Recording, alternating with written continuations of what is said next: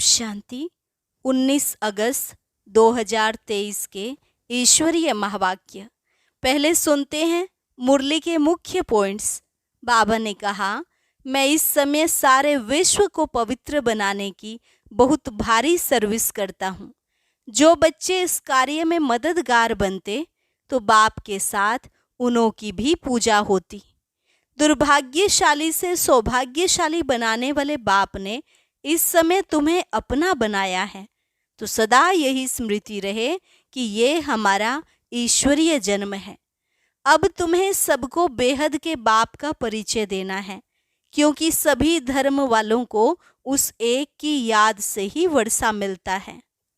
फिर बाबा ने कहा, इन 5 विकारों ने तुमको अशांत किया है। अब शांति के लिए इन ऑर्गन्स से डिटैच होने का अभ्यास करो और साथ ही अपने स्वधर्म और स्वदेश को भी याद करते रहो। बाप आकर बच्चों की सुख और शांति की मनोकामना पूरी करते हैं। वही फिर गाइड बन रास्ता भी बताते हैं। तो अब उनसे शक्ति लेकर तुम्हें साइलेंस बल जमा करना है।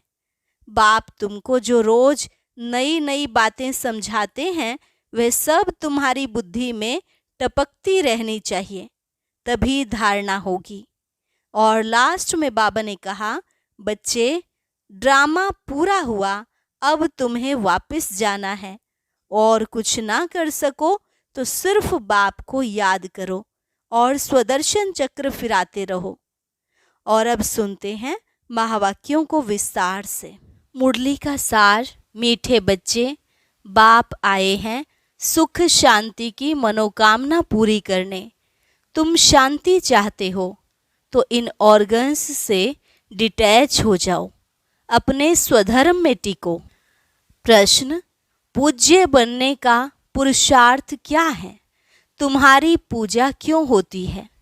उत्तर, पूज्य बनने के लिए विश्व को पावन बनाने की सेवा में मददगार बनो। जो जीव की आत्माएं बाप को मदद करती हैं, उनकी बाप के साथ साथ पूजा होती है। तुम बच्चे शिव बाबा के साथ सालिग्राम रूप में भी पूजे जाते हो, तो फिर साकार में लक्ष्मी नारायण व देवी देवता के रूप में भी पूजे जाते हो। तुमने पूज्य और पुजारी के रहस्य को भी समझा है। गीत, माता ओ माता, तू है सबकी भाग्य विधाता। ओम शांति। माताओं को सौभाग्यशाली बनाने वाला जरूर पिता ही है। महिमा तो एक की ही गाई जाती है। सभी का सद्गति दाता एक है। याद भी उस एक को करना पड़ता है। यह तो तुम बच्चों की महिमा है। तुम जानते हो, हमको दुर्भाग्यशाली से सौभाग्यशाली बनाने वाला बाप है। भारत सौभाग्यशाली था, फिर भारत 100% दुर्भाग्यशाली बना है। भारत पर ही कहानी है। इन माताओं को सौभाग्यशाली बनाने वाला बाप ठहरा, जिसको तुम बच्चे जानते हो। उनके साथ तुम्हारा योग है। तुम जानते हो, उनकी यह सारी रचना है। दूसरा कोई मनुष्य इस रचना और रचता को नहीं जानते। यह चित्र आदि किसने बनवाए हैं? तुम कहेंगे शिव बाबा ने। किस द्वारा? फिर भी माता व साकार पिता द्वारा कहेंगे। अभी तुम बच्चों की बुद्धि में सारा सृष्टि रूपी झाड़ है। सृष्टि कितनी बड़ी है। वास्को डी गामा ने सारी धरती का चक्र लगाया, पिछाड़ी में सागर ही सागर है, आकाश ही आकाश है और कुछ नहीं। यह सब तुमने स्कूल में भी पढ़ा होगा। बाप फिर सब बातें नटशेल में समझाते हैं। तुम जानते हो, भारत में 5000 वर्ष पहले बरोबर सतयुग था। सतयुग में सिर्फ भारत था। भारत में भी कितने थोड़े होंगे। अभी तुम कहेंगे, हम सूर्यवंशी राजधानी के थे। जमुना के कंठे पर श्री कृष्ण की राजधानी थी, ऐसा गाया जाता है। दिल्ली को ही परिस्तान कहते हैं। पहले पहले जरूर कोई की राजधानी होगी। तुम कहेंगे हम सूर्यवंशी राजधानी के थे, बाद में अलग अलग हो जाते हैं। तो प्रभाव वास्तव में जहाँ राज्य करते हैं वहाँ होता है। भारत का बहुत प्रभाव है। यह सब बातें तुम्हारी बुद्धि में टपकनी चाहिए, धारण करना होता है। शिव बाबा को ही फिर सोमनाथ, ज्ञान का सागर कहते हैं। सोमनाथ नाम पुजारियों ने रखा है, असल नाम है शिव बाबा। शिव किसको कहा जाता है? आत्माओं के बाप को। आत्मा तो बिंदी है। गाया जाता है परम पिता परमात्मा, सुप्रीम सोल। सोल अर्थात आत्मा। आत्मा बड़ी छोटी नहीं होती है। बाप कहते हैं मैं भी इसमें प्रवेश करता हूँ, तो कोई को मालूम नहीं पड़ता है, परंतु समझते हैं भ्रिकुटी के बीच में वह छोटा सा स्टार है ना, तो कहेंगे मस्तक मणि। मस्तक में मणि है। मणि आत्मा को कहा जाता है। कहते हैं सर्प के मस्तक में भी मणि होती है। यह सब बातें वास्तव में इस समय की है। आत्मा रूपी मणि प्रकाश करती है, वह भ्रिकुटी के बीच में रहती है। बाप तो तुम बच्चों को रोज नई नई बातें समझाते रहते हैं। मुख्य बात समझनी है, मैं स्वदर्शन चक्रधारी हूँ। बाप कहते हैं मेरी जो आत्मा है, जिसको परम आत्मा कहते हैं, मैं जन्म मरण रहित हूँ। मैं आता जरूर हूँ। निराकार का मंदिर बना हुआ है। आगे यह ज्ञान नहीं था। जरूर निराकार ने आकर कुछ किया है। निराकार आते ही फैमिली में है। लक्ष्मी नारायण की आत्मा भी आती है, उनको भी शरीर दिखाते हैं। लिंग रूप एक ही शिव का दिखाते हैं। शिव के मंदिर में शिवलिंग के साथ फिर शालिग्राम भी हैं। ऐसे नहीं श्री कृष्ण केवल लक्ष्मी नारायण के मंदिर में शालिग्राम दिखाते हैं। तो सिद्ध होता है एक बाप के यह सब बच्चे हैं। आत्मा की भी पूजा होती है तो देवताओं की भी पूजा होती है। रुद्र यज्ञ कहते हैं। बाप ने यह यज्ञ रचा है जीवात्माओं द्वारा। जैसे बाप की पूजा होती है, वैसे तुम्हारी आत्मा की भी पूजा जरूर होनी चाहिए। फिर साकार में जो लक्ष्मी नारायण बनते हैं, उनकी पूजा होती है। वही नाम चला आता है। यहाँ तुम आत्माएं सर्विस कर रही हो इस शरीर द्वारा, इसलिए तुम आत्माओं की पूजा होती है। शिव बाबा कहते हैं मैं भी इनमें बहुत भारी सर्विस करता हूँ, इसलिए पहले पहले मेरी पूजा होती है। फिर जिन आत्माओं द्वारा सर्विस करता हूँ, सारे विश्व को पवित्र बनाता हूँ, उन्हों की भी पूजा जरूर होनी चाहिए। सबकी पूजा करते हैं। कम से कम लाख शालिग्राम बनाते हैं। सेठ लोग रुद्र यज्ञ जब रचवाते हैं तो कोई 5,000, कोई 10,000, कोई लाख शालिग्राम भी बनवाते हैं। यह है परमात्मा और आत्माओं की पूजा। बाप समझाते हैं तुम आत्माएं इस पतित शरीर द्वारा सेवा कर रही हो। सबसे जास्ती सर्विस शिव बाबा करते हैं और फिर तुम्हारे द्वारा करते हैं, तो तुम आत्माओं की पूजा होती है। बाप के साथ पहले पहले तुम्हारी महिमा आनी चाहिए। जानते कोई भी नहीं है, ना रुद्र को ना शालिग्रामों को जानते हैं जिन्होंने राज्य पाया। अभी तुम राज्य पा रहे हो। पूजा मुख्य की होती है। वह है लक्ष्मी नारायण, जिनकी डायनेस्टी गाई हुई है। उन्होंने यह भी राज्य कोई की मदद से लिया होगा ना। तुम बच्चों की मदद से राजधानी स्थापन होती है। बड़ी मीठी बातें हैं। नटशेल में बाबा समझाते रहते हैं ताकि धारण भी कर सको। मुख्य धारणा की बात है मुझ बाप को याद करो। तुम्हारी आत्मा में भी झाड़ और चक्र की नॉलेज है। नंबर 1 सबसे पूज्य शिव बाबा आत्माओं का बाप है, जो तुमको बैठ ऐसा लायक बनाते हैं। तुम आत्माओं की पूजा होती है। हम पूज्य और पुजारी कैसे बनते हैं सो अब समझते हो। भारतवासी ही पूज्य और पुजारी बनते हैं। अभी सब पुजारी हैं, फिर पूज्य होंगे। वहाँ फिर कोई पुजारी भक्त नहीं होगा। उन्हों को भगवती भगवान जरूर भगवान ने ही बनाया होगा। अब भगवान निराकार है या साकार? साकार में उच्च ते उच्च लक्ष्मी नारायण हैं, उन्हों को ऐसा बनाने वाला है निराकार, इसलिए निराकार की पूजा होती है। यह सब बातें तुम बच्चों को समझाई जाती हैं। पहले पहले बाप में निश्चय रखना है, बरोबर हम आत्माओं का बाप वह है।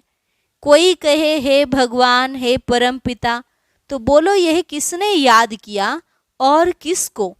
एकदम पकड़ना चाहिए। तुमको कितने बाप हैं? तुम किसको पुकारते हो? भगवान किसको कहते हो? कहेंगे गॉड फादर, तो जरूर दो फादर हैं। आत्मा याद करती है गॉड फादर को। तुम्हारी आत्मा भी है और शरीर भी है। शरीर का तो लौकिक बाप है, आत्मा का बाप कौन है? जिसको कहते हैं परम पिता परमात्मा। यह किसने और किसको पुकारा? उस बेहद के बाप का परिचय देना है, उनसे ही वर्षा मिलता है। यह भी उनको याद करते हैं। भिन्न भिन्न भाषाओं में भिन्न भिन्न नाम भी रख दिए हैं। कोई गॉड कहते हैं, कोई परमात्मा, कोई खुदा कहते हैं। सभी धर्म वाले याद जरूर एक को ही करते हैं, वह है सभी आत्माओं का बाप। वर्षा बाप से ही मिलता है। तुम आत्मा उनको पुकारती हो। दो बाप का परिचय देना है, हद का बाप और बेहद का बाप। भक्ति मार्ग में भक्त भगवान को याद करते हैं तो भगवान कहते हैं मैं आता हूँ, आकर तुमको शांति सुख देता हूँ, फिर मुझे कभी याद करने की भी दरकार नहीं रहेगी। तो पूज्य पुजारी पावन पतित भारतवासी ही बनते हैं। बाकी बीच में और धर्म स्थापन होते हैं। फिर वृद्धि को पाते पाते पिछाड़ी में वह भी सब तमोप्रधान बन जाते हैं। पिछाड़ी में सारा झाड़ आ जाएगा, वहाँ खाली होगा, तब तो फिर वापस जाएंगे। तो अभी है पतित दुनिया, गाते हैं पतित पावन, तो जरूर पतित है ना।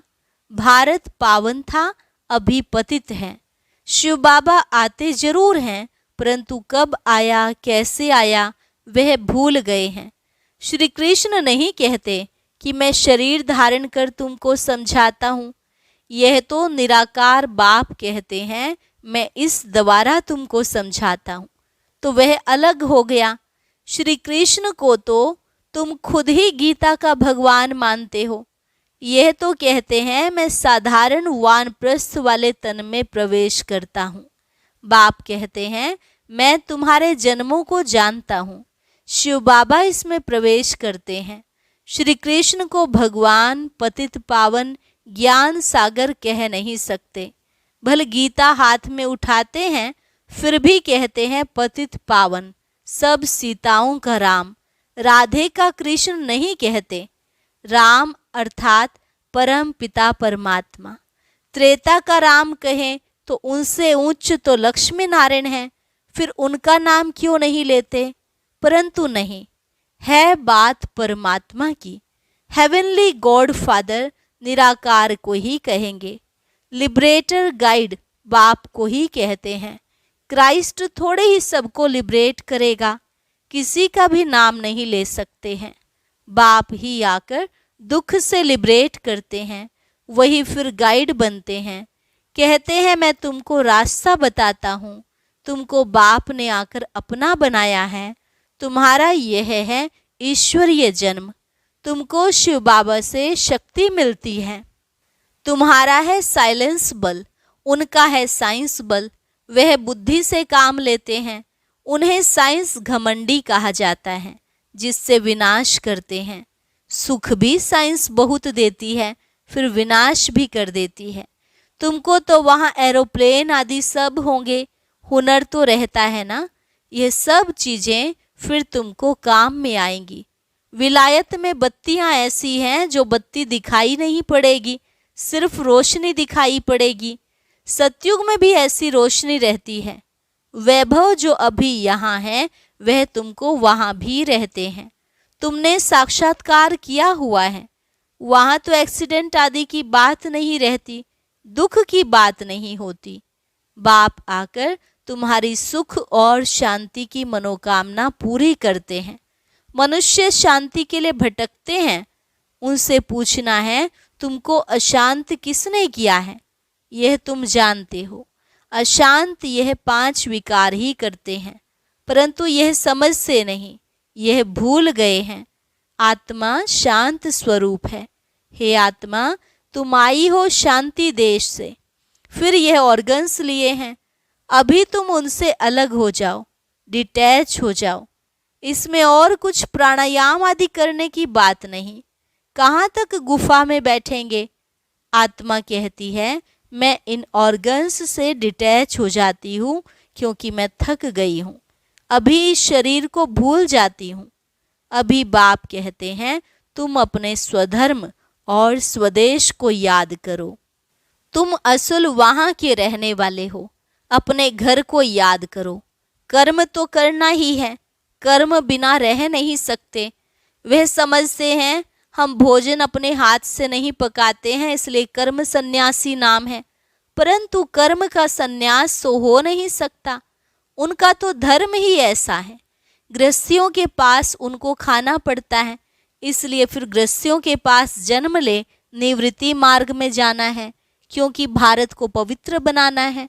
भारत में ही प्योरिटी थी, सब प्योर थे, अब सब पतित हैं।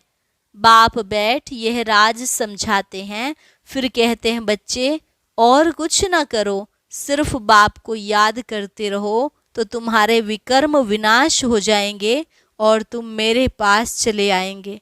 ड्रामा पूरा होना है। सतो रजो तमो से पास होकर अभी सबको वापस जाना है। अच्छा, मीठे मीठे सिकिलधे बच्चों प्रति मात पिता बाप दादा का याद प्यार और गुड मॉर्निंग। रूहानी बाप की रूहानी बच्चों को नमस्ते। रूहानी बच्चों की रूहानी बाप दादा को नमस्ते नमस्ते, गुड मॉर्निंग। धारणा के लिए मुख्य सार। पहली पॉइंट, स्वयं को इस शरीर में भ्रिकुटी के बीच चमकती हुई मणि समझना है। स्वदर्शन चक्रधारी बनना है।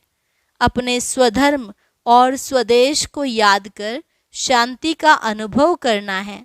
बुद्धि को भटकाना नहीं है।